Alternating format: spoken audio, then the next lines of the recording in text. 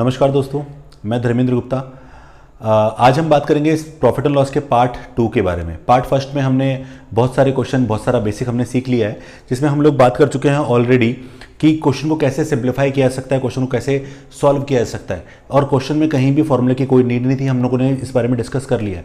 लेकिन आज जो हम क्लास अटेंड करेंगे, आज जो हम क्लास पढ़ने वाले हैं, उस क्लास में हम कुछ ऐसे क्वेश्चंस की बात करेंगे जो एग्जाम में पहले डायरेक्टली पूछे जाते थे, लेकिन आज उन क्वेश्चन को पूछने का तरीका क्या कर दिया, बिल्कुल बदल दिया गया है।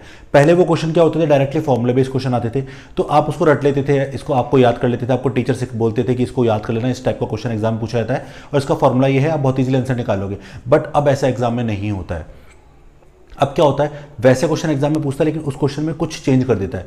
क्रय मूल्य की जगह विक्रय मूल्य लिख देगा, विक्रय मूल्य की जगह क्रय मूल्य लिख देगा, लाभ की जगह हानि लिख देगा, सामान की जगह असामान लिख देगा। तो वो बहुत सारे चेंजेस कर सकता है एग्जाम के अंदर।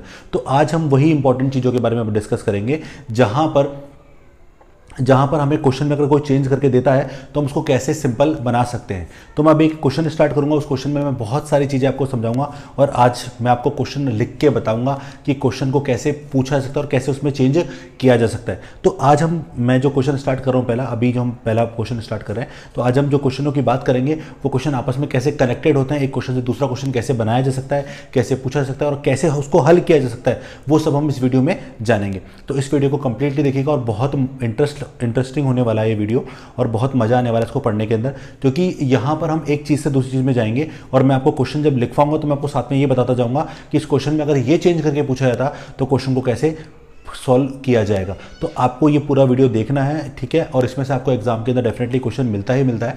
आप जरूर देखिएगा क्या है क्वेश्चन। तो एक क्वेश्चन से स्टार्ट करता हूं।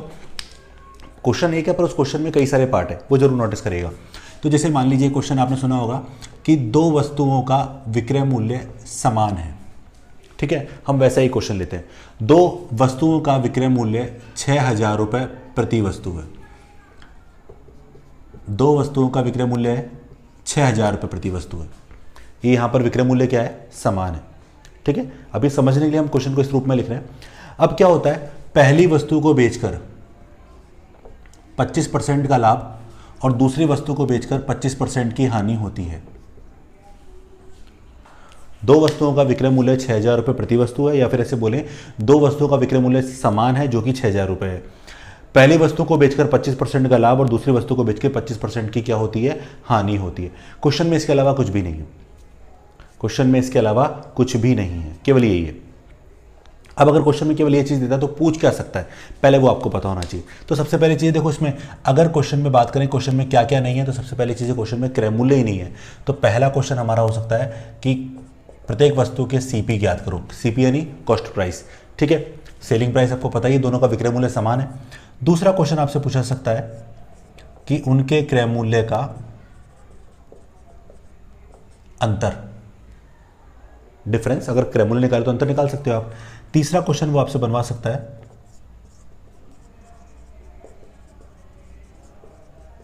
क्रय मूल्य का अनुपात। जब क्रय मूल्य निकल सकता है तो क्रय मूल्य का अनुपात निकल सकता है। अब चौथे क्वेश्चन पे अगर जाएं तो उसमें जाने से पहले मैं एक छोटा सा पॉइंट बोलूंगा, आपको सुनना और समझना। ये दोनों वस्तुओं का विक्रय मूल्य है। ये क्या है, दोनों वस्तुओं का विक्रय मूल्य है, मानते हो ना। अब दोनों का विक्रय मूल्य है, यानी टोटल विक्रय मूल्य हमारे पास है। अब अगर हम दोनों का क्रय मूल्य निकाल ले तो कुल क्रय मूल्य आ जाएगा, कुल विक्रय मूल्य आ जाएगा। अब ये प्रॉफिट एंड लॉस जो लिखे हुए हैं ना, ये अलग अलग वस्तुओं के प्रॉफिट एंड लॉस है। बट अगर मान लीजिए दोनों वस्तु मैं बेच रहा हूं, मैं दुकानदार हूं, मैं दोनों वस्तु बेच रहा हूं, तो मुझे ये पता होना चाहिए कि दोनों वस्तु मैं कितने में लाया हूं, मैं कितने में बेच रहा हूं। तो मेरे पास मुझे ये भी पता होना चाहिए कि मुझे ओवरऑल कितना प्रॉफिट या लॉस हो रहा है। तो ये तो अलग अलग प्रॉफिट एंड लॉस है, बट दुकानदार का कुल प्रॉफिट या लॉस, प्रॉफिट या लॉस कितना है, लाभ हानि कितना है। और पांचवा क्वेश्चन, ये देखो लाभ हानि है, और पांचवा क्वेश्चन जो होगा वो कुल प्रॉफिट या लॉस इन परसेंट, यानी चौथे को ही पांचों में पूछ लिया। अभी ये 5 क्वेश्चन पढ़ेंगे पहले हम लोग, फिर इन 5 को हम डायरेक्टली भी बात करेंगे कि इनडायरेक्टली अगर इन क्वेश्चन को पूछ लिया जाए तो कैसे सॉल्व किया जाएगा। तो एक एक चीज़ समझना, और तरीका केवल वही रहने वाला जो लास्ट वीडियो में हमने सीखा था, उसके अलावा कुछ भी नहीं किया हम लोगों ने और ना ही हम करेंगे, ठीक है। देखिएगा, सबसे पहले मैं पहली वस्तु से स्टार्ट करता हूँ। सो आई अज्यूम कि पहली वस्तु का कॉस्ट प्राइस यानी सीपी कितना है पहली वस्तु का, 100 रुपये। अब 25% लाभ का मतलब विक्रय मूल्य ज़्यादा या कम, ज़्यादा, यानी 125। तो 125 यहाँ किसके बराबर है बेटा, 6,000 के बराबर है। और तो 100 का मान निकाल लो। तो पहली वस्तु का क्रय मूल्य निकालने जा रहा हूँ तो 6125 के बराबर है। किसका मान चाहिए? 100 का। ये लो 100 से गुणा कर दिया। कट रहा है तो काट लीजिए। 25 से काटा 4 बार, 5 बार, 5 से काटा 1200। तो इस तरह से पहली वस्तु का क्रय मूल्य कितना आ गया? 4800 रुपये। सेम ऐसे ही दूसरी वस्तु का क्रय मूल्य निकाल लें। क्रय मूल्य माना 100, 25 का लॉस, तो विक्रय मूल्य कितना हो गया? 75। 75 किसके बराबर है? 6000 के बराबर है। भाई आपकी बार विक्रय मूल्य 6000 रुपये है ना वही, और लेकिन विक्रय मूल्य लॉस के हिसाब से कितना होगा? 75। अब वही 100 का मान निकाल लो, कॉस्ट का मान निकाल लो। तो 6000 यहाँ पर किसके बराबर है? 75 के इक्विवेलेंट है, और 100 का मान निकालना है। तो 25 × 75, 25 चौक 100, 3 से काटा 2000। तो इस तरह से इस क्वेश्चन में दूसरी वस्तु का क्रय मूल्य कितना आया? 8000 रुपये। यानी पहले क्वेश्चन का सॉल्यूशन निकाल लिया कि प्रत्येक का क्रय मूल्य कितना हो गया। तो पहले का क्रय मूल्य हो गया 4800, दूसरा कितना हो गया? 8000। सेकंड क्वेश्चन हमारा क्या है? क्रय मूल्य का अंतर। अब ऐसा क्वेश्चन एग्जाम में पूछता है क्या? हाँ पूछता है। ग्राम सेवक का जो पेपर हुआ था, ठीक है, 2016-17 में पेपर हुआ था ग्राम सेवक का, उसमें इस टाइप का क्वेश्चन पूछा गया था, क्रय मूल्य के अंतर का गुणांक बताएं। तो क्रय मूल्य का अंतर का गुणांक तभी निकालते हो जब क्रय मूल्य निकाल सकते हो। अब देखो सेकंड क्वेश्चन हमारे पास क्रय मूल्य का अंतर पूछ रहा है, तो अंतर निकालें। तो 4800 माइनस 8000, वो आगे पीछे लिखा, उससे कोई फर्क नहीं पड़ेगा, ठीक है। अंतर कितना आ गया? 3200 रुपये। क्लियर है। थर्ड क्वेश्चन क्या है हमारा? क्रय मूल्य का अंतर। अब क्रय मूल्य हमारे पास है तो क्रय मूल्य का अंतर भी हम लोग निकाल सकते हैं, अनुपात निकाल सकते हैं। तो 4800 अनुपात 8000, ठीक है, 16×3 = 48, 16×5 = 80। तो इस तरह से जो अनुपात आया वो कितना आया बेटा? 3:5 आया। आगे बात करें फोर्थ। अब देखो अगर मुझे कुल लाभ अथवा हानि निकालना है तो पहले मुझे कुल क्रय मूल्य और कुल विक्रय मूल्य पता होना चाहिए। कैसे? देखो टोटल कॉस्ट प्राइस, तो पहले को कितने में खरीदा? पहली वस्तु को 4800 में, और दूसरे को खरीदा कितने में? 8000 में। तो दोनों को कुल मिला कितने में खरीदा? 12800 में। जबकि टोटल सेलिंग प्राइस की बात करूं तो पहले का विक्रय मूल्य 6, दूसरे का विक्रय मूल्य भी 6000, टोटल कितना हो गया? 12000। अब एक बात बताओ आप मुझे, अगर दोनों वस्तुओं को 12800 में खरीदा गया और 12000 में बेचा गया तो बताओ प्रॉफिट होगा कि लॉस होगा? तो यहां पर मुझे क्या हो रहा है? इस बार लॉस हो रहा है। कितने रुपए का? 800 रुपए का। तो जो चौथा क्वेश्चन था उसका आंसर कितना हो गया? 800 रुपए। और पांचों क्वेश्चन की अगर बात करूं तो पांचों क्वेश्चन क्या है हमारा? कुल लाभ अथवा हानि परसेंट। तो यहां पर मुझे लॉस हो रहा है, तो लॉस परसेंट अगर मैं निकालना जाऊं, ठीक है, तो लॉस परसेंट कैसे निकलेगा? लॉस कितने का हो रहा है? देखो अब आपको फॉर्मूले रटने की जरूरत नहीं कि लॉस परसेंट कैसे निकालते हैं, सीधा सा कॉन्सेप्ट है। जैसे हम लोग परसेंटेज निकालते हैं, परसेंटेज किस पे निकलता है? बेस पे निकलता है। तो ये लॉस परसेंट है। लॉस किस पर निकलेगा? बेस पर। और बेस हमेशा क्या रहने वाला है? क्रय मूल्य। कारण क्योंकि जब हम वस्तु जिस रेट पे खरीद के लाते हैं और उसके अकॉर्डिंग ही तो बेचते हैं। अगर उसके अकॉर्डिंग हमने कम में बेचा तो हमें क्या लॉस होता है, उसके अकॉर्डिंग हमने ज़्यादा बेचा तो हमें क्या होता है? प्रॉफिट। तो लॉस परसेंट यहाँ पर कितने का हुआ? तो लॉस निकालना है तो लॉस है 800 का। किस पर? क्रय मूल्य पर। क्रय मूल्य 12800 गुणा 100। तो ये चीज़ हमेशा आप दिमाग में बैठा लीजिए, हमेशा परसेंटेज किस पर निकाला जाता है? बेस पर। और यहाँ पर प्रॉफिट एंड लॉस परसेंट में हमेशा बेस क्या होता है? Cost price. हाँ, अगर सेलिंग प्राइस के अकॉर्डिंग वो खुद कह रहा है कि आप इस तरह से सॉल्व करें तो ही आपको निकालना है, अदरवाइज आपको हमेशा किस पर निकालना है? Cost per. यही आपका बेस होता है। कट गया। अब 16 से काटा, अभी भी कट रहा है, तो 25 और 4, तो 25/4 यानी 6.25% का क्या हो गया? लॉस हो गया। चलिए यहां तक समझ में आ गया होगा आप लोगों को। चलिए अब मैं जो बोलने जा रहा हूं सुनना। अब यहां पर पांचवा क्वेश्चन क्या पूछा गया आपसे? कुल लाभ अथवा हानि परसेंट। मान लीजिए एग्जाम में क्वेश्चन यही है, केवल आपको क्वेश्चन ये दिया गया कि दो वस्तुओं का विक्रय मूल्य समान है और प्रत्येक का विक्रय मूल्य 6000 रुपये। पहली वस्तु को 25% लाभ और दूसरे को 25% हानि से बेचा गया। ये क्वेश्चन है हमारा, और आपसे बोला गया कुल लाभ अथवा हानि परसेंट ज्ञात करें। केवल पांचों क्वेश्चन पूछा गया, इन चारों में से और कोई क्वेश्चन नहीं पूछा, केवल पांचों पूछा। तो देखो आपने पांचों करने के लिए क्या किया? पहले चौथा किया। भाई ये 800 कहाँ से आया? चौथे से। और 12800 कहाँ से लाया? अपन इन दोनों को जोड़ के तो लाए, यानी पहले से लाए। तो इसका मतलब पहला करना पड़ेगा, चौथा करना पड़ेगा, पांचों करना पड़ेगा। क्या इतना टाइम हम वेस्ट करेंगे? नहीं। लेकिन क्या इसका कोई डायरेक्ट तरीका? हाँ, इसका डायरेक्ट तरीका है पांचों क्वेश्चन का। तो हम बात कर रहे हैं पांचों क्वेश्चन को डायरेक्ट सॉल्व करने की, कि डायरेक्टली उस पांचों क्वेश्चन को कैसे सॉल्व किया जाएगा। अब एक छोटा सा पॉइंट मैं बोलूंगा, उसको समझना आप लोग, ठीक है। जब भी ऐसा क्वेश्चन हो कि दोनों वस्तुओं का विक्रय मूल्य समान हो, जब भी ऐसा क्वेश्चन हो जिसमें दोनों वस्तुओं का विक्रय मूल्य समान हो तथा दोनों का विक्रय मूल्य क्या हो? समान हो, तथा प्रॉफिट एंड लॉस परसेंट क्या हो? सेम हो। तो विक्रय मूल्य समान, कंडीशन लिख देता हूं मैं, यदि विक्रय मूल्य समान, ठीक है, तथा लाभ और हानि परसेंट भी समान है तो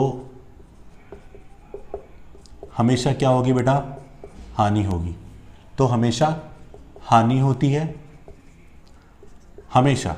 और हानि परसेंट हमेशा किसके बराबर होगा, एक्स स्क्वायर बटा 100 के बराबर। किसके बराबर, एक्स स्क्वायर बटा 100 के बराबर। ठीक है। और यहां पर एक्स का काम कौन करेगा, यहां पर एक्स का काम करेगा ये 25%, जो दोनों में सेम है। लेकिन ये कब अप्लाई करना है आपको, जब दोनों का विक्रय मूल्य क्या होगा, समान, और दोनों पर लाभ हानि परसेंट भी क्या होगा, समान। उसी केस में ये चीज अप्लाई होगी, अदरवाइज अप्लाई नहीं होगी। तो मैंने क्या रख दिया, एक्स की जगह 25 और 25 का स्क्वायर बटा 100, तो 25 का ऊपर 625, 625 बटा 100 करूंगा तो कितना का 6.25। तो जरा देखो दोनों का विक्रय मूल्य, यहाँ पर दोनों का विक्रय मूल्य समान है, लाभ हानि परसेंट समान है। तो देखो इसका आंसर कितना है 6.25, और इसमें भी कितना आंसर था 6.25%। दोनों में क्या है, समान आंसर आया। तो इस तरीके से करो, इस तरीके से करो, कोई फर्क नहीं पड़ने वाला। लेकिन अब आपके दिमाग में होगा कि सर जब आपको इस तरीके से सिखाना था तो ये तरीका क्यों सिखाया, बताता हूँ क्या ज़रूरी है। देखो मैंने कहा ना, हर क्वेश्चन के अंदर क्वेश्चन बनेगा नया। आप खुद कोशिश करें कि सर इसको अगर ऐसे पूछा है तो हम कैसे करते, इसमें अगर ये चेंज कर दिया जाए तो इस क्वेश्चन को कैसे पूछा जाएगा या कैसे किया जाएगा। तो देखो मेरे दिमाग में पहला क्वेश्चन ये आ रहा है कि सर अगर विक्रय मूल्य समान नहीं हो, आपकी तरफ से पूछ रहा हूं मैं क्वेश्चन ये क्या, कि सर विक्रय मूल्य समान नहीं हो तो हाँ, तो नहीं होगा तो ये अप्लाई नहीं होगा, तब आपको इसी मेथड को यूज करना पड़ेगा। सेकंड थिंग, अगर profit and loss percent same नहीं हो तो भी ये यूज नहीं होगा, तब भी आपको इसी तरीके से बात करनी पड़ेगी। और उसके अलावा, इनके अलावा कोई ऑल्टरनेट सॉल्यूशन नहीं है। अब इंपॉर्टेंट चीज देखना, ये कोई बहुत बड़ा सॉल्यूशन नहीं लिखा मैंने आपके सामने, ये केवल कैलकुलेशन है। दिमाग में लिखनी है ये सब चीजें। क्रय मूल्य 100 रुपये तो विक्रय मूल्य 125, यहाँ क्रय मूल्य 100 तो विक्रय मूल्य कितना 75। तो ये तो बहुत बड़ी चीजें नहीं है, बहुत नॉर्मल चीजें हैं जो हम प्रैक्टिस कर चुके हैं। ठीक है, तो हमने पांचों क्वेश्चन को डायरेक्टली कर लिया। अब किसी के मन में होगा कि सर चौथे क्वेश्चन को डायरेक्टली पूछ लिया जाए तो क्या करोगे।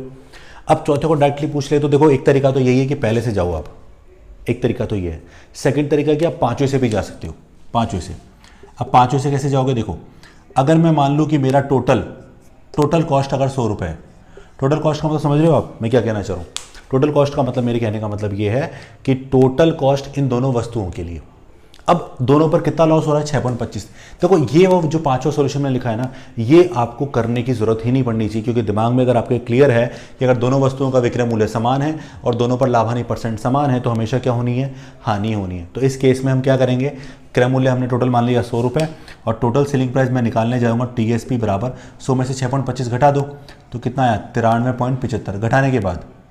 ठीक है, जबकि प्रश्नानुसार दोनों का विक्रय मूल्य कितना है, देखो 6000 पहले का, 6000 दूसरे का, दोनों का विक्रय मूल्य मिला के कितना हुआ, 6 और 6 12,000। आया समझ में। तो इसका मतलब ये है कि 12,000 यहाँ पर किसके बराबर है, 93.75 के गुणा।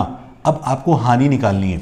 अब बेटा इस क्वेश्चन में केवल क्या पूछ रहा है, लाभ हानि पूछ रहा है, तो लाभ हानि निकालनी है। तो हानि बताओ कितने की, यहाँ पर हानि है 6.25 की, तो सीधा इसका मान निकाल लिया जाए तो 6.25।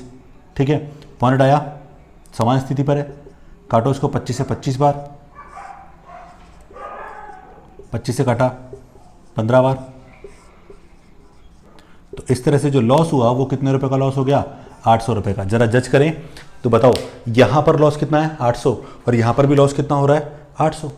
तो एक तरीका तो फर्स्ट से करो, एक तरीका डायरेक्टली फिफ्थ से करो। तो फिफ्थ से करोगे तो ये चीज़ आपको करने की जरूरत नहीं पड़ेगी, सीधा आप इस पर बात करेंगे। और अगर फर्स्ट से करते तो आपको पहले विक्रय मूल्य पहले क्रय मूल्य निकालने पड़ेंगे, विक्रय मूल्य से क्रय मूल्य निकालने पड़ेंगे।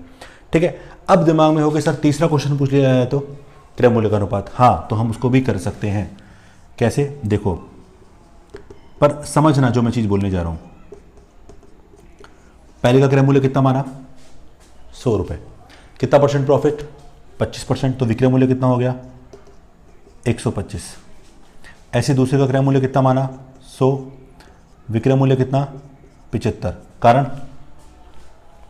25 का लॉस है ना। एक तरीका तो ये था कि हम लोग पहले से करें, पहले से देखो तो हमने पहले से किए ना सारे क्वेश्चन। अब मैं चाहता हूं तीसरे को डायरेक्ट करूं, तो देखो दिमाग में क्या होना चाहिए, क्लियर जो चीजें बता रहा हूं मैं आपको। क्रय मूल्य माना 100, विक्रय मूल्य 125, दूसरे का क्रय मूल्य 100, विक्रय मूल्य 75। अब प्रश्न के हिसाब से अगर बात करूं तो दोनों का विक्रय मूल्य समान होना चाहिए। आप माने कुछ भी, आप अपनी इच्छा से कुछ भी सॉल्यूशन माने, कोई फर्क नहीं पड़ना चाहिए, लेकिन क्वेश्चन की जो कंडीशंस है ना, जो टर्म्स हैं, उसको जरूर फॉलो करना है आपको। तो क्वेश्चन के हिसाब से विक्रय मूल्य दोनों का क्या है, समान है। समान तो नहीं कर रहा है, तो समान करो उसको। तो अगर मैं इस 75 को इधर गुणा कर दूं तो यहां करूंगा तो ऊपर भी करना पड़ेगा बैलेंस करने के लिए, रेशो समान रखने के लिए। तो देखो 75 को इधर गुणा किया, दोनों तरफ कर दिया ऊपर नीचे। सेम 125 को इधर गुणा कर दूं, कर दिया। तो इस 75 को इधर गुणा किया, 125 को उधर गुणा किया, तो देखो यहां पर विक्रय मूल्य हो गया 125 गुणा 75 और यहाँ हो गया 75 गुणा 125। क्या ये समान है? हाँ ये तो समान है। तो विक्रय मूल्य तो समान हो गया और यहाँ से क्रय मूल्य का रेशो निकाल लो। तो देखो 100 से 100 कट जाएगा, केवल क्या रह गया 75 अनुपात 125 और काटेंगे इसको तो 25 तिया 75, 25 5 125। ज़रा जज करें, जज करने पर आपको पता चलेगा यहाँ पर जो क्रय मूल्य का अनुपात पूछा गया इसका आंसर हमने निकाला था, कितना आया था 3:5 और वहाँ भी आंसर कितना आ रहा 3:5। तो कहने का मतलब ये है कि आंसर चाहे इस तरीके से निकालो चाहे इस तरीके से निकालो, आंसर सेम ही आना है। दूसरी इंपॉर्टेंट बात कि ये तरीका आप कब अप्लाई करें, मैं आपको बता रहा हूँ। ये तरीका आप तब अप्लाई करें जब विक्रय मूल्य समान है, ठीक है। क्रय मूल्य समान पर भी हो जाएगा, लेकिन ये जो समान करने का केस है ना, तो कंडीशन आपको क्वेश्चन में पढ़नी पड़ेगी। विक्रय मूल्य समान तो विक्रय मूल्य समान करें, क्रय मूल्य समान तो क्रय मूल्य समान करें। अब एक बेनिफिट देखो, दिमाग में बात बताता हूँ। सर आपके मन में क्वेश्चन होगा, सर ये क्वेश्चन हम और भी केसेस में कर सकते हैं। हाँ और केसेस में कर सकते हैं। कब? जब मान लो विक्रय मूल्य नहीं हो। इस क्वेश्चन को सुनना, मैं जो बोल रहा हूँ इसको, ये क्वेश्चन मेरा ये है कि दो वस्तुओं का विक्रय मूल्य समान है, कितना है मुझे नहीं पता। दो वस्तुओं का विक्रय मूल्य समान है, कितना पर पता नहीं। पहली वस्तु को 25% लाभ और दूसरी को 25% हानि से बेचा गया, ये क्वेश्चन में बोला गया। पहली वस्तु को 25% लाभ और दूसरी को 25% हानि से बेचा गया। तो क्वेश्चन पूछता है दोनों वस्तुओं के क्रय मूल्य का अनुपात ज्ञात करें। क्या विक्रय मूल्य है? नहीं है। लेकिन अगर एग्जाम में ऐसा क्वेश्चन आता है तो स्टूडेंट पता है क्या करते हैं? स्टूडेंट केवल एक छोटी सी गलती करते हैं कि वो सोचते हैं जब विक्रय मूल्य है ही नहीं तो क्रय मूल्य निकाल नहीं सकते, और जब क्रय मूल्य निकाल नहीं सकते तो अनुपात भी निकाल नहीं सकते। और एक ऑप्शन लिखा होता है उसमें ज्ञात नहीं कर सकते, और बहुत बड़ी गलती करते हैं उस पर टिक करके। क्योंकि अगर क्वेश्चन ने ये बोला है कि विक्रय मूल्य समान है तो विक्रय मूल्य समान कुछ भी मानो ना। वैसे जैसे मैंने ये माना ना, वैसे आप चाहो तो कोई नंबर भी कॉमन ले सकते हो और वहाँ से उसका आप कॉस्ट प्राइस निकालो, फिर अनुपात निकालो, अनुपात घूम फिर के क्या आएगा 3:5। ठीक है, तो ये आप पे डिपेंड करता है कि आप क्वेश्चन का सॉल्यूशन कैसे करते हैं। ओके, समझ आ गया? तो ये इस तरीके से हमने सॉल्यूशन निकाल लिया। अब एक छोटी सी बात और समझ लीजिए, ये क्वेश्चन कब अप्लाई होगा? जब विक्रय मूल्य समान है, लाभानी परसेंट समान है। ये कब अप्लाई होगा? जब ये अप्लाई होगा, जब फिफ्थ अप्लाई होगा तब फोर्थ अप्लाई होगा, इस तरीके से। वरना सबसे बेस्ट तरीका ये है, क्योंकि ये तरीका चाहे विक्रय मूल्य समान हो या ना हो, चाहे लाभानी परसेंट समान हो या ना हो, ये हमेशा क्वेश्चन का जो ये तरीका है वो हमेशा अप्लाई होगा। ठीक है, एक एग्जाम्पल और करते हैं और वो थोड़ा फास्ट चलेगा, ठीक है, उसको देखिएगा। अगले क्वेश्चन की बात करते हैं। अगला क्वेश्चन क्या है हमारा? दो वस्तुओं का विक्रय मूल्य 3000 रुपये प्रति वस्तु है। पहली वस्तु को 20% लाभ और दूसरी वस्तु को 20% हानि से बेचा गया। तो सेम वही, प्रत्येक का क्रय मूल्य ज्ञात करें, क्रय मूल्य का अंतर ज्ञात करें, क्रय मूल्य का अनुपात और कुल लाभ अथवा हानि तो कुल लाभ हानि परसेंट। ये हमारा क्वेश्चन है, सेम लास्ट टाइप का क्वेश्चन है। थोड़ा सा फास्ट करेंगे अब की बात। तो देखो, पहली वस्तु का सीपी कितना माना? 100। बोलते जाओ फटाफट आप, ठीक है। 20% लाभ हो रहा तो विक्रय मूल्य कितना होगा? 120। 120 किसके बराबर है? यहाँ पर 3000 के बराबर है। 100 का मान निकाल लिया। तो देखो 3000 किसके बराबर? 120 के बराबर। 100 का मान निकाला, 20 से काटा 5, 6 से काटा। तो इस तरह से पहली वस्तु का क्रय मूल्य कितना आ गया? 2500 रुपये। सेम ऐसे ही दूसरी वस्तु का निकाल लें। क्रय मूल्य माना 100, विक्रय मूल्य माना 20% हानि है, 80। 80 किसके बराबर? 3000 के बराबर। 100 का मान निकालें तो देखो 3000 किसके बराबर हुआ? 80 के। 100 का मान निकाला गुणा 100, 20 से काटा 5, 4 से काटा 750, तो इस तरह से आ गया 3750। अब एक चीज़ समझना है यहाँ पर कि 2500 रुपये पहली वस्तु का आया, 3750 दूसरी वस्तु का आया। ये तो हमारे पहले क्वेश्चन का आंसर आ गया, ठीक है। सेकंड क्वेश्चन हमारा क्या है? ये हमारा पहला क्वेश्चन। सेकंड क्वेश्चन है कि उनके क्रय मूल्य का अंतर। तो देखो अंतर निकाले तो 2500 पहली का है, दूसरे का 3750 है, और अंतर निकाला तो 1250 रुपये आया, ठीक है, माइनस करने पर। थर्ड क्वेश्चन क्या हमारा? क्रय मूल्य का अनुपात ज्ञात करें। अब क्रय मूल्य का अनुपात निकालने जा रहा हूँ। देखो पहली का क्रय मूल्य है 2500, दूसरे का 3750। पहले का कितना है? 2500, दूसरा कितना है? 3750। काटा इसको, तो ये जब इसको फाइनल काटोगे तो ये 2:3 निकल के आएगा। वैसे कैसे आया? 0 कट गया, और यहाँ पर जब इसको 125 से काटोगे, 125 से 2 बार 250, 125 का 3 गुना 375, तो इस तरह से निकाल लिया। चौथा क्वेश्चन हमारा देखो इंपॉर्टेंट है। क्या है चौथा क्वेश्चन? कुल लाभ अथवा हानि ज्ञात करें। अब कुल लाभ अथवा हानि कैसे निकालेंगे वो समझना। तो कुल लाभ अथवा हानि निकालने के लिए कुल क्रय मूल्य पता होना चाहिए। अब बताओ पहले का क्रय मूल्य कितना है 2500, दूसरे का कितना है 3750, जोड़ा तो कितना आया 6250। तो इस तरह से कुल क्रय मूल्य कितना हो गया बेटा 6250। ठीक है, कुल सेलिंग प्राइस अगर निकालूं तो पहली का 3000, दूसरी का 3000, टोटल 3 और 3 6000। तो यहाँ पर पहली वस्तु का दोनों वस्तुओं का कुल क्रय मूल्य कितना है 6250, दोनों का कुल विक्रय मूल्य कितना है 6000। तो बताओ प्रॉफिट या लॉस, तो लॉस आया यहाँ पर कितने रुपए का 250 रुपये का।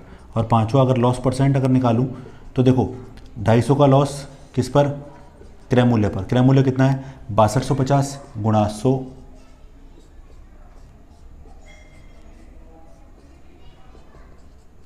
चार परसेंट। तो इस तरह से लॉस कितना आ गया 4%।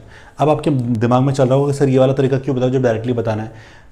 फिर वो इंपॉर्टेंट बात, क्या ज़रूरी है क्या हमेशा हर बार क्वेश्चन में आपको विक्रय मूल्य समान मिले?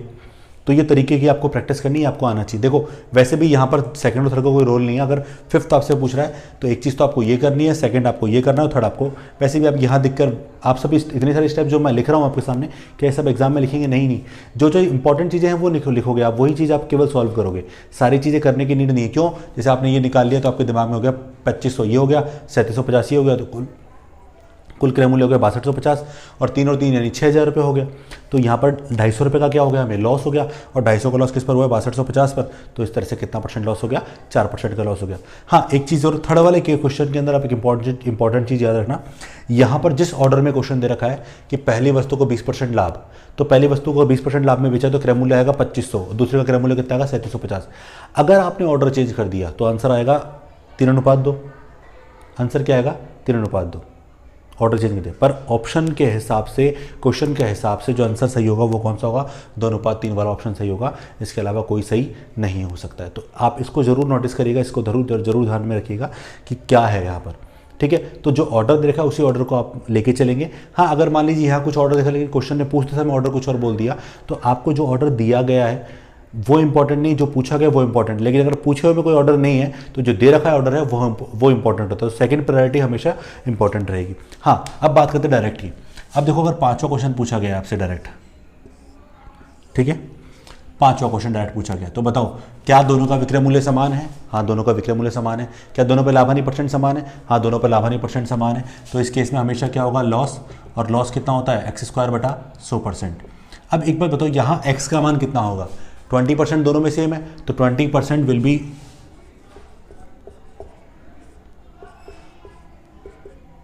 तो 20 का स्क्वायर कितना हुआ 400/100। तो यहाँ पर ओवरऑल कितना परसेंट का लॉस हो गया 4% का।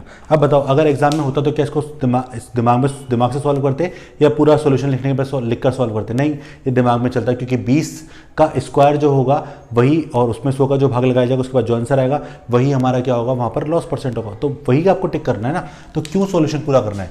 अब चौथा क्वेश्चन की बात करूँ, देखो चौथा क्वेश्चन, अब ये चौथा क्वेश्चन जो हमने यहाँ से किया, अब डायरेक्टली पूछता तो एक तरीका तो है पहले से करूँ, सेकंड तरीका क्या है पाँचवें से जाके करूँ। तो बताओ अगर मैं दोनों का टोटल कॉस्ट अगर 100 रुपये मानता हूँ तो 4% लॉस से कितने बेचूंगा इसको 96 रुपये में बेचूंगा, है ना।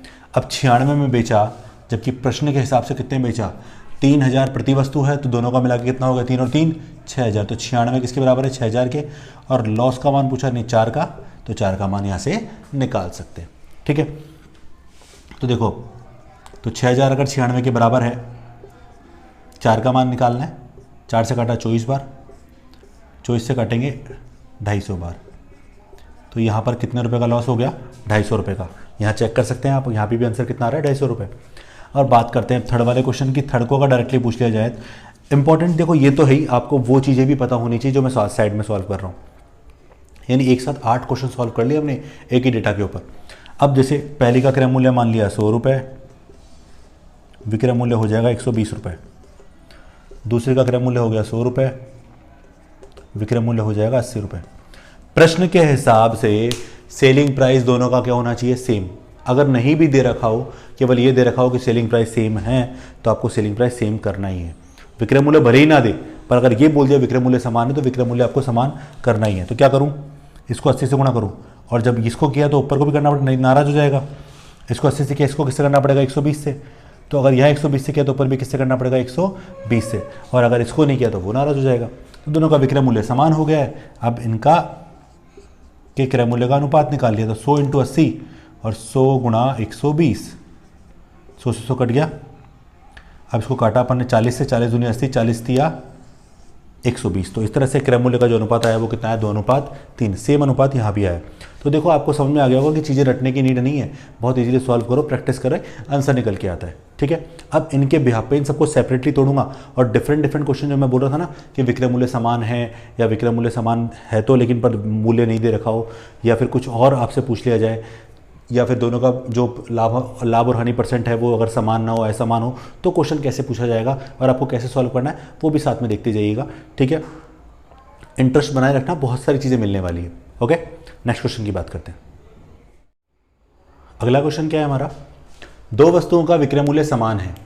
इंपॉर्टेंट चीज़, सबसे पहले विक्रय मूल्य समान है। पहली वस्तु को 10% लाभ, यानी विक्रय मूल्य अभी तक नहीं दे रखा है, पहली वस्तु को 10% लाभ और दूसरी वस्तु को 10% हानि से बेचा गया। अब यहाँ पर दोनों वस्तुओं को जो बेचा तो पहले को 10% लाभ और दूसरे को 10% हानि से बेचा गया। क्या यहाँ पर लाभ अथवा हानि परसेंट समान है? हाँ, विक्रय मूल्य समान है। आगे क्या पूछ रहा है, कुल लाभ अथवा हानि परसेंट ज्ञात करें। अब विक्रय मूल्य की कोई जरूरत ही नहीं है, क्यों? क्योंकि क्वेश्चन की कंडीशन हमने पढ़ ली कि यहाँ पर विक्रय मूल्य समान है। तो पहला तरीका जो हमने डायरेक्ट किया था, पांचों क्वेश्चन में याद है आपको क्या किया था, अगर दोनों वस्तुओं का विक्रय मूल्य समान है और दोनों पर लाभ हानि परसेंट समान है तो डेफिनेटली इस केस में हमेशा क्या होगी, हानि ही होगी। तो बताओ इस क्वेश्चन के अंदर हानि कितनी होगी, तो हानि परसेंट बराबर x²/100 होता है। हानि परसेंट कितना होता है, x²/100। अब x का मान यहाँ पर कितना रखना है बेटा, 10, और 10 का स्क्वायर 100/100। अब एक छोटी सी चीज आपको समझनी है, तो इसका आंसर तो हमने डायरेक्ट निकाले, कितना आ गया 1%, और वो हमारी क्या होगी, हानि। तो ऐसे क्वेश्चन में जब भी जैसे 10% अगर दोनों में समान है तो 10 का स्क्वायर 100/100 1% हो गया, 20 होता तो 20 का स्क्वायर 400/100 यानी 4% हो गया, 30 होता तो 30 का स्क्वायर 900/100 यानी 9% हो जाता, 12% होता तो 12 का स्क्वायर 144 यानी 1.44% की का लॉस। यानी इस केस में हम किसी भी क्वेश्चन का आंसर बहुत ईजिली निकाल सकते हैं। ये बहुत ईजी था, पर अगला जो क्वेश्चन मैं बोलूँगा ना बहुत इंपॉर्टेंट है समझना और बहुत इंटरेस्टिंग है। क्या क्वेश्चन में क्या चेंज करूँगा मैं आपको पहले बता देता हूँ कि विक्रय मूल्य समान है, लाभ हानि परसेंट डिफरेंट है। लाभ हानि परसेंट क्या है, डिफरेंट। और जब लाभ हानि परसेंट अगर अलग अलग हैं तो यहाँ पर इस तरीके से इसका सॉल्यूशन नहीं निकल सकता, और विक्रय मूल्य भी नहीं है।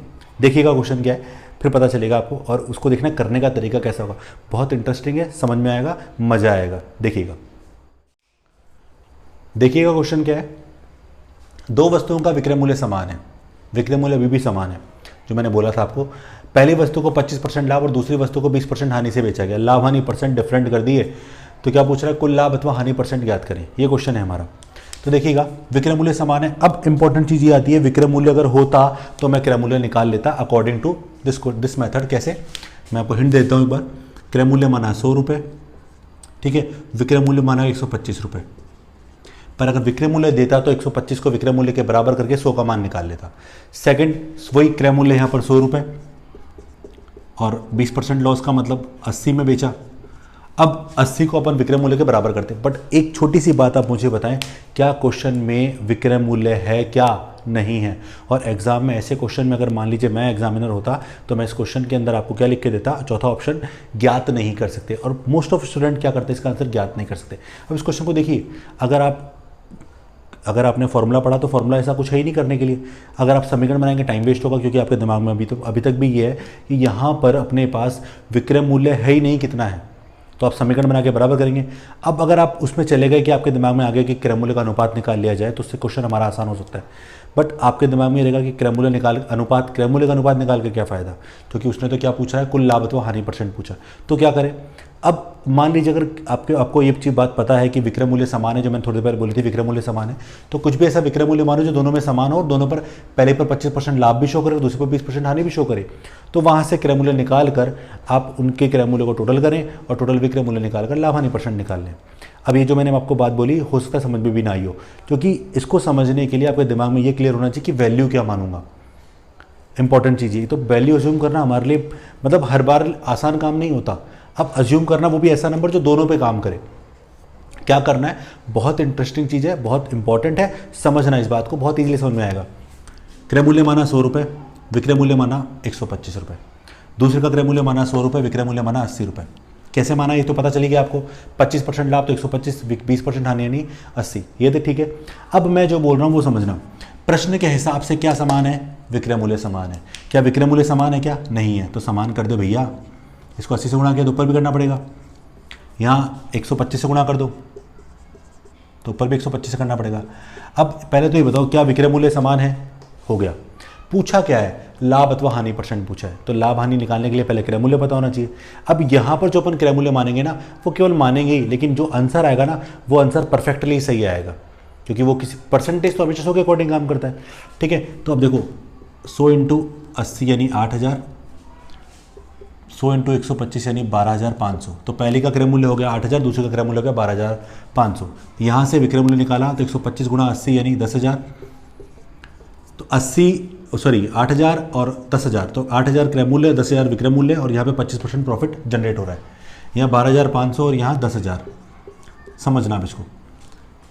अब यहाँ पर क्रय मूल्य कितना है 12500, इसमें 20% लॉस दिया, तो उसके बाद कितने बेचा इसको, कितने बेचा इसको 10,000 रुपये में। अब प्रश्न के हिसाब से विक्रय मूल्य समान हो गए, ठीक है। क्रय मूल्य अपने पास है ही, तो क्यों ना अपन टोटल क्रय मूल्य निकाल लें। अभी इसको ईजी बनाऊंगा, रुक जाना। तो 8000 और 12500, तो टोटल क्रय मूल्य कितना हो गया 8000 + 12500, दोनों को जोड़ा तो 20500 क्रय मूल्य हो गया। और टोटल सेलिंग प्राइस अगर निकालने क्या तो 10,000 पहले का, 10,000 दूसरी का,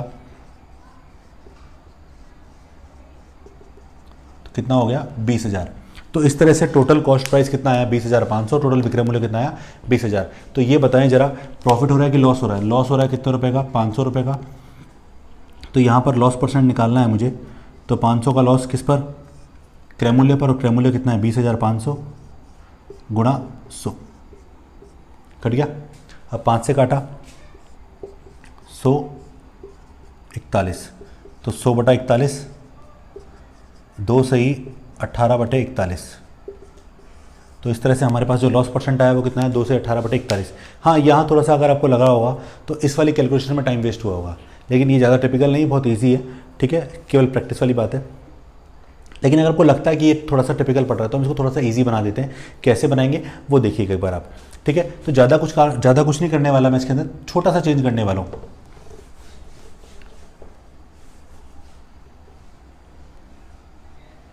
देखो ये तो आपको सेम मानना है, 100, 125, 100 और 80 तो मानना ही मानना है आपको, ठीक है। इसको पहले सिंप्लीफाई कर लो रेशियो की फॉर्म में। तो 25 से काटा 4 बार, 25 से काटा 5 बार, यहाँ भी अपन ने सेम 20 से काटा 5 बार और 20 से काटा 4 बार। प्रश्न के हिसाब से देखो, इसका क्रय मूल्य 4 और इसका विक्रय मूल्य 5, इसका विक्रय मूल्य 5, इसका विक्रय मूल्य 4। प्रश्न के हिसाब से विक्रय मूल्य क्या होना चाहिए समान। क्या ये समान है क्या, नहीं है, तो समान करो। इसको 4 से गुणा कर दिया, इसको 5 से गुणा कर दिया, लेकिन ये 5 से ऊपर भी होगा और ये 4 से ऊपर होगा। कैलकुलेशन अब तो आसान हो गई, 4 चौक 16, 5 चौक 20, 5 25 और 20। अब देखो 16 रुपये क्रय मूल्य, तो विक्रय मूल्य कितना 20। ये जो पिछली बार जो अपन ने माना था ना सेम वही है, बस नंबर छोटे कर दी काट के। टोटल कॉस्ट 16 और 25 41, टोटल सेलिंग 20 इसका, 20 इसका, टोटल 40। अब ये 41 में कोई वस्तु खरीदी गई या 2 वस्तु खरीदी गई और 40 में बेची गई, तो लॉस कितने का हो गया 1 का। क्रय मूल्य कितना 41 × 100। अब जरा देखो वही 100/41 आ गया, पिछले क्वेश्चन जैसा ही तो है।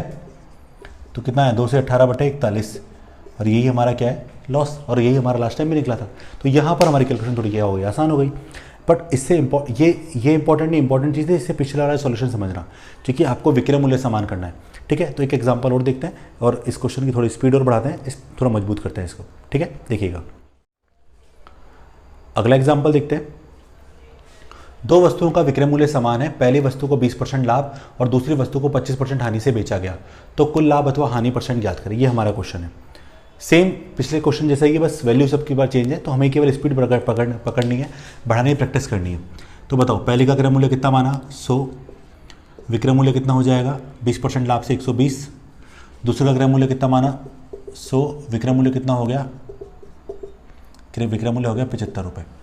अब प्रश्न के हिसाब से विक्रय मूल्य समान होना चाहिए। देखो मैं अभी काट के नहीं बता रहा, अभी पहले डायरेक्ट वाला सोल्यूशन बता रहा हूँ जो पूरा करना है आपको। इसको 75 से गुणा कर दो, ऊपर भी 75 से, तो 75 × 100 7500 और 75 × 120 9000। सेम इसको किससे गुणा करोगे, इसको 75 से किया तो इसको 120 से करोगे, कर दो 120 से, ऊपर भी 120 तो 12,000 और ये 9,000। अब प्रश्न के हिसाब से बताओ क्या विक्रय मूल्य समान हो चुका है? हाँ समान हो चुका है। टोटल कॉस्ट निकाल लें, 7500 प्लस 12,500, ओ सॉरी 12,000, दोनों को जोड़ा तो 19,500। टोटल सेलिंग प्राइस निकालूं तो 9,000 पहली का, 9,000 दूसरी का, 9 18,000। अब देखो जरा टोटल कॉस्ट कितना हो गया 19,500 और टोटल विक्रय मूल्य कितना हो गया 18,000। तो बताओ लॉस कितने का हो गया यहाँ पर? लॉस हो गया बेटा 1500 का। ठीक है, और लॉस परसेंट अगर निकालूंगा तो 1500 का लॉस हुआ किस पर? क्रय मूल्य कितना है 19,500 गुणा 100। ओके, 15 से काटा 100 बार, 15 कम 15 तो 45, तो ये आ गया 100/13। भाग लगाया 7 से 9/13%। तो इस तरह से हमारा जो लॉस परसेंट आया वो कितना है 7 से 9/13%। और यही हमारा क्या है आंसर है। बट अगर आपको लग रहा है फिर वही कि कैलकुलेशन ज़्यादा है तो इजी बना लो इसको। कैसे करोगे? वही यहाँ पर वैल्यू को क्या कर लो, सिंप्लीफाई कर लो, जरूरत नहीं पूरा करने की। ठीक है, लेकिन कभी कभार क्या होगा, कुछ ऐसी वैल्यूज़ होंगी जो आपको सॉल्व करने में आपको दिक्कत देंगी, तो बेटर है कि आप दोनों तरह से प्रैक्टिस करें। डिपेंड करेगा, आपको दिमाग में क्लियर हो जाएगा। जैसे कट रहा है ऑटोमेटिक 20 से, ये 5 और ये 6, ये 25 से कट रहा है। अब ये सेम से कटना चाहिए, ऐसा मत करना कि इसको जिससे काट रहे हो उससे उसको भी काटो, ये ज़रूरी नहीं है। ज़रूरी ये है कि दोनों सेम नंबर से कटना चाहिए। ये 25 से कट रहा है 4 बार, ये 25 से कट रहा है 3 बार। अब प्रश्न के हिसाब से विक्रय मूल्य समान, इसका विक्रय मूल्य 6, इसका विक्रय मूल्य 3। एक तरीका है कि 3 को इससे गुणा कर दूँ ऊपर नीचे, एक तरीका है कि 3 को इससे गुणा करूँ, 6 को इससे गुणा करूँ। एक तरीका तो ये बोल ही दिया मैंने आपको। सेकंड तरीका है कि इसको केवल 2 से गुणा कर दूँ, तो 3 दूनी 6 हो जाएगा। ये 2 ऊपर से भी कर दो तो 8। तो देखो यहाँ 5 और 6 हो गया और वहाँ क्या हो गया 8 और 6। विक्रय मूल्य समान करना है, वो कैसे भी करो, लेकिन याद रखना इधर करोगे तो ऊपर भी करना पड़ेगा। ठीक है, अब दोनों का कॉस्ट निकाल लो। पहले का कॉस्ट 5, दूसरी का 8, टोटल 13। पहले का विक्रय मूल्य 6, दूसरी का 6, 6 और 6 12। तो बताओ खरीदा कितने में? 13 में। बेचा कितने में? 12 में। प्रॉफिट या लॉस? लॉस, एक का लॉस किस पर? 13 पर, गुणा 100, तो 100/13 यानी 7 से 9/13%। सेम वही आंसर आ रहा है, वही आएगा। ठीक है, अगला एग्जांपल देखते हैं और ये बहुत इंपॉर्टेंट एग्जांपल है, देखिएगा। 2 वस्तुओं का कुल क्रय मूल्य 5200 रुपये। कुल क्रय मूल्य देखा है आपके बार कितना? 5200 रुपये। पहली वस्तु को 20% लाभ और दूसरी वस्तु को 25% हानि से बेचा गया। सबसे इंपॉर्टेंट चीज़ है कि पहली को 20% लाभ और दूसरे को 25% हानि, यानी दोनों असमान है। यदि दोनों का विक्रय मूल्य समान हो, ये बात बोल दी वापस से कि विक्रय मूल्य समान है, लेकिन जो लाभ हानि परसेंट है वो दोनों की क्या है? डिफरेंट है। तो पूछ रहा है प्रत्येक का क्रय मूल्य ज्ञात करें। अब यार एक तरीका तो है कि मैं इसको इक्वेशन से सॉल्व करूं कि पहली वस्तु का क्रय मूल्य x मानो, दूसरी का क्या करूंगा 5200 - x मानूंगा, फिर उनके सेलिंग प्राइस को निकाल के इक्वेशन को इक्वल करूंगा, क्योंकि दोनों का सेलिंग प्राइस सेम होगा तो उसको बराबर करूंगा। तो एक तरीका तो वो हो गया। सेकंड तरीका क्या है जो मैं आपको बताने जा रहा हूँ, और इंपॉर्टेंट तरीका जो आप सीख चुके हो ऑलरेडी, उसको देखिएगा। क्यों ना अपने काम करें कि विक्रय मूल्य समान है और यहाँ से अपन क्रय मूल्य का अनुपात निकाल लें, और क्रय मूल्य का अनुपात निकाल कर उस अनुपात को अपन किस में डिवाइड कर देंगे? 5200 रुपये में। तो हमारा क्वेश्चन का आंसर मेरे ख्याल से बहुत इजीली आ जाएगा ना। देखते हैं कैसे। सबसे पहले क्रय मूल्य 100 रुपये, पहले का विक्रय मूल्य 20% लाभ यानी 120 रुपये, दूसरे का क्रय मूल्य 100 रुपये और 25% हानि यानी विक्रय मूल्य कितने रुपए? 75 रुपये। ठीक है, प्रश्न के हिसाब से समान विक्रय मूल्य में बेचा गया। क्या विक्रय मूल्य समान है? नहीं है, समान कर दो। ऊपर 75 से, यहाँ पर 120 से। ये बताओ विक्रय मूल्य समान हो गया। हमें केवल क्या निकालना है? क्रय मूल्य नहीं निकालना, क्रय मूल्य का अनुपात निकालो, क्योंकि उस अनुपात को हम किसके इक्विवेलेंट करने वाले हैं? 5200 के बराबर करने वाले। तो विक्रय मूल्य समान हो गया। कितना है उससे मुझे मतलब है भी नहीं। ठीक है, तो अब क्या करें? विक्रय मूल्य समान, क्रय मूल्य का अनुपात निकाला, तो 100 गुणा 75 अनुपात 100 गुणा 120। 100 से 100 कट गया, 25 थी 75, 25। ठीक है, सॉरी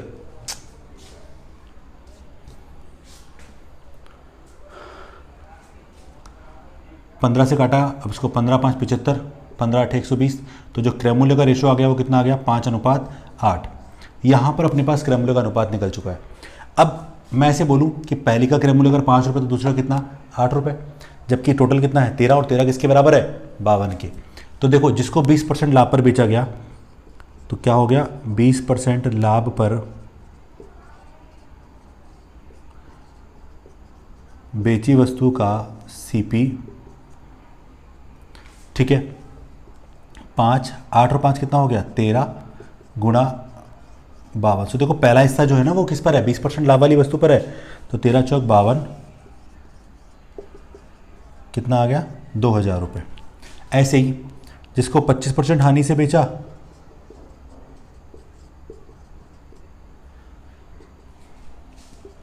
उसको कौन सा हिस्सा, 8वां हिस्सा, टोटल कितना है 13 गुणा 5200 कितना आ गया 3200 रुपये। तो ये कितना इजी हो गया ना हमारे लिए। तो हमें कुछ भी रटना नहीं पड़ा, हमने कोई भी सॉल्यूशन एक्स्ट्रा याद नहीं किया, कोई फॉर्मूला याद नहीं किया जिससे हम क्वेश्चन का सॉल्यूशन निकालना सीखे। ठीक है, और एक चीज़ याद करना, एक केवल एक फॉर्मूला बताता है x² / 100 वाला, तो वो फॉर्मूला केवल स्पेशल कंडीशन में यूज़ होता है जहाँ पर विक्रय मूल्य समान होगा, लाभ हानि % समान होगा। और आज का एग्जामिनर होशियार हो गया, वैसे क्वेश्चन नहीं देता, वो अगर विक्रय मूल्य समान दे तो लाभ हानि % डिफरेंट कर देगा। तो आपको ये सारी चीज़ें समझनी है कि क्वेश्चन में क्या चेंज कर सकता है एग्जामिनर, क्या क्या चेंजेस आपको मिल सकते हैं, वो सब आपको पता होना चाहिए। तो एक एग्जाम्पल को देखते हैं इस टाइप का, उसकी प्रैक्टिस करते हैं। ओके, देखिएगा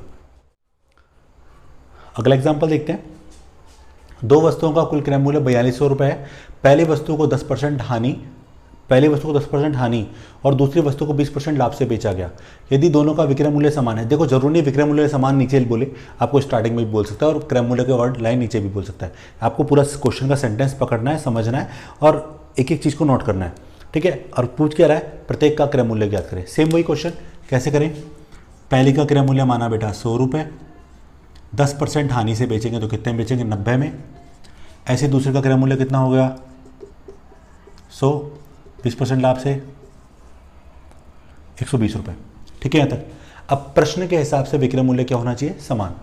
ठीक है, 120 तो ऊपर भी करना पड़ेगा और यहाँ किससे करें 90 से, ऊपर भी 90 से।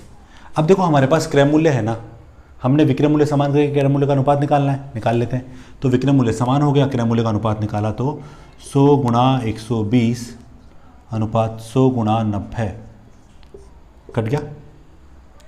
30 से काटा 4 और 3, तो इस तरह से अनुपात क्या आ गया 4:3। और 4:3 का मतलब क्या है, अगर पहली वस्तु को 4 रुपये में खरीदा गया होगा, दूसरे को कितने में खरीदा गया होगा 3 रुपये में। 4 किस पर आया है, पहली वाली कितने 10% हानि पर है, 10% हानि पर। तो क्या हो गया 10% हानि पर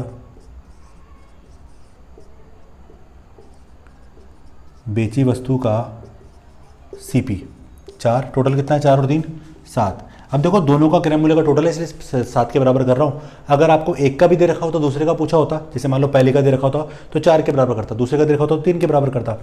ठीक है, तो 7 को किसके बराबर किया अपन ने 4200 के,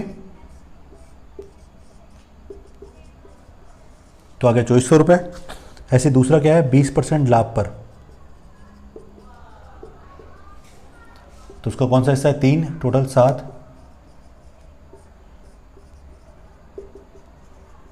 कितना आ गया 1800 रुपये। तो इस तरह से हम लोगों ने हमने क्या कर लिया, हमने इन क्वेश्चनों का सॉल्यूशन बहुत इजीली कर लिया। अभी इसी पे बहुत सारे क्वेश्चन बनना बाकी हैं अभी।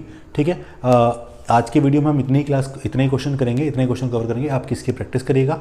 लेकिन अगले वीडियो में इसका इंपॉर्टेंट पार्ट और निकल के आएगा, इसी तरह के क्वेश्चनों से और क्वेश्चन भी सॉल्व करेंगे। अभी तो केवल हमारे जो क्वेश्चन चल रहे हैं वो केवल मूल्य के बेसिस पे चल रहे हैं। मैंने आपको स्टार्टिंग में बोला था कि ऐसे क्वेश्चन के अंदर हम इन क्वेश्चनों को हम 3 पार्ट में डिवाइड करेंगे। ऐसे क्वेश्चन में अभी मूल्य की बात कर रहे हैं, इसके बाद हम मात्रा की बात करेंगे, फिर मात्रा मूल्य दोनों की बात करेंगे। तो अभी आप इनको समझते जाइए, देखो और एग्जाम में इस टाइप के क्वेश्चनों में से क्वेश्चन बनता है। अभी जो नेक्स्ट वीडियो आएगा, नेक्स्ट पार्ट आएगा इसका, उस पार्ट में भी इसके कुछ इंपॉर्टेंट क्वेश्चन और भी आएंगे। ठीक है, तो इसको ढंग से पढ़िए, ढंग से समझिए, बहुत इंटरेस्ट आने वाला है, बहुत मज़ा आने वाला है। और मैं खुद बोल रहा हूँ आपको कि आप केवल प्रैक्टिस करने, ज़िंदगी में कभी नहीं भूलेंगे। याद करने की नीड नहीं पड़ेगी। जो किताबें बोलती हैं ना कि ये फॉर्मूला याद कर लो, वो फॉर्मूला याद कर लो, यहाँ कुछ भी आपको याद करने की ज़रूरत नहीं पड़ेगी। बस एक ही काम की ज़रूरत है और एक ही काम को करना है। वो काम है केवल प्रैक्टिस। जितनी ज़्यादा प्रैक्टिस आप करते रहेंगे उतना आपको फ़ायदा होने वाला है। देखिए अभी ये जो लॉकडाउन चल रहा है, इस लॉकडाउन की वजह से आप घर में तो बंदे, पर इसका पूरा सदुपयोग करें, इस टाइम का पूरा फ़ायदा उठाएं, घर में बैठ के क्लासों को लें, ढंग से पढ़ें। ठीक है, और जब लॉकडाउन खुले और अब आप अपने ऑफलाइन क्लासों को ज्वाइन करें दोबारा से, अगर ऑफलाइन कोचिंग आपने ज्वाइन कर रखी दोबारा ज्वाइन करें, तो अगर आप कहीं और पढ़ रहे हैं तो आप इस टाइप के क्वेश्चन को टीचर से पूछिए। वो आपको या तो कोई फॉर्मूला बताएंगे या कोई रटने का मेथड बताएंगे, पर आपको यहाँ रटने की कोई नीड नहीं है। केवल चीज़ों को समझना था, प्रैक्टिस करना था और आप पुराने पेपर उठा के देखिए, उनमें ऐसे क्वेश्चन मिलेंगे। एसएससी वगैरह के पेपर उठा के देखिए, आपको बहुत सारे क्वेश्चन मिलेंगे इस टाइप के जो एग्जाम में पूछे जाते हैं। ठीक है, तो आज की क्लास ओवर करते हैं, नेक्स्ट वीडियो में मिलते हैं। Thank you so much.